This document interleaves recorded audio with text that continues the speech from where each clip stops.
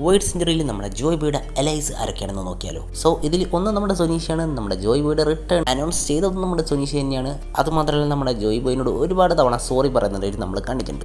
പിന്നെ ഈ ലിസ്റ്റിൽ വരുന്നത് നമ്മുടെ എമിറ്റാണ്. നമ്മളിപ്പോൾ എഗ് ഒരു ചെറിയ ഫ്ലാഷ് ബാക്കിൽ നമ്മൾ കണ്ടായിരുന്നു നമ്മുടെ ജോയ് ബോയും എമിറ്റും ഒരുമിച്ച് നിൽക്കുന്ന ഒരു സീനി. അതുമാത്രമല്ല നമ്മുടെ ജോയ് ബോയ് തൻ്റെ ഹാക്കിയുടെ ഒരു വലിയ ഭാഗം തന്നെ നമ്മുടെ ജോയ് ബോയ് എമിറ്റിൻ്റെ ഉള്ളിൽ സ്റ്റോർ ചെയ്തും വെച്ചിട്ടുണ്ടായിരുന്നു.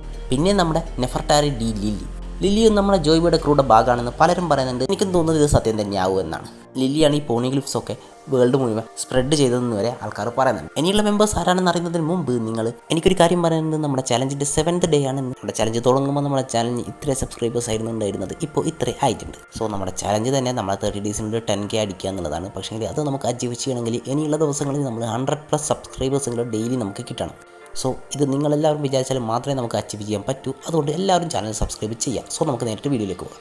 പിന്നെ ഈ ലിസ്റ്റിൽ വരുന്നത് ഒരു മെർമെയ്ഡാണ്. ഈ മെർമെയ്ഡ് നമുക്കറിയാം, നമ്മുടെ ഇപ്പോൾ ഷിറാഹോഷി ഉള്ളതുപോലെ തന്നെ ആ ടൈമിലത്തെ ഒരു ഏൻഷ്യൻ വെപ്പണായിരുന്നു പ്രിസൈഡന്. അതുകൊണ്ട് തന്നെ ഒരു മെർമെയ്ഡ് നമ്മുടെ ജോയ് ബോയുടെ കൂടെ ഉണ്ടായിരുന്നതെന്ന് നമുക്ക് ഉറപ്പിക്കാം. പിന്നെ ഈ ലിസ്റ്റിൽ വരുന്നത് എൽബാഫിലെ ജയൻ വാരിയേഴ്സ്. ഈ ജയൻസും നമ്മുടെ 800 വർഷങ്ങൾക്ക് മുമ്പ് നമ്മുടെ ജോയ് ബോയുടെ സൈഡിൽ നിന്നായിരുന്നു ഫൈറ്റ് ചെയ്തിരുന്നതെന്ന് ഉറപ്പാണ്. ഇതുപോലെ ഈ ലിസ്റ്റിൽ വരുന്ന മറ്റുള്ള 2 ട്രൈബ്സാണ് നമ്മുടെ ലുണേറിയൻസും അതുപോലെ തന്നെ നമ്മുടെ ബക്കനിയേഴ്സും. ഇവരും നമ്മുടെ ജോയ് ബോയുടെ സൈഡിൽ തന്നെ നിന്നായിരുന്നു ഫൈറ്റ് ചെയ്തിരുന്നത്. ഈ ഒരു കാരണം കൊണ്ട് തന്നെ ഇവരുടെ മുഴുവൻ റേസ് തന്നെ ഇല്ലാതാക്കാൻ നമ്മുടെ വേൾഡ് ഗവൺമെൻറ് ശ്രമിച്ചിരുന്നു. പിന്നെ ഈ ലിസ്റ്റിൽ വരുന്നത് നമ്മുടെ മിങ് ട്രൈബും അതുപോലെ തന്നെ നമ്മുടെ വാനുല സാമുറൈസും. ഇവരും നമ്മുടെ ജോയ് ബോയുടെ സൈഡിൽ തന്നെയായിരുന്നു ഉണ്ടായിരുന്നത്. പിന്നെ നമ്മുടെ ഓഡിൻ്റെ വൈഫ് ആയിട്ടുള്ള ടോക്കിയും നമ്മുടെ ജോയ് ബോയുടെ ഒരു ക്രൂ മെമ്പർ തന്നെയായിരുന്നു. പിന്നെ ചിലരൊക്കെ പറയുന്നത് കണ്ട് നമ്മുടെ ഇമോസാമിയും നമ്മുടെ ജോയ് ബോയുടെ ക്രൂ മെമ്പർ ആയിരുന്നു എന്നൊക്കെ. അതൊന്നും എനിക്ക് കൃത്യമായിട്ട് അറിയില്ല. പിന്നെ ഒരു പക്ഷേ നമ്മുടെ ഡേവി ജോൺസും നമ്മുടെ ജോയ് ബോയുടെ അലൈ ആവാൻ ചാൻസ് ഉണ്ട്.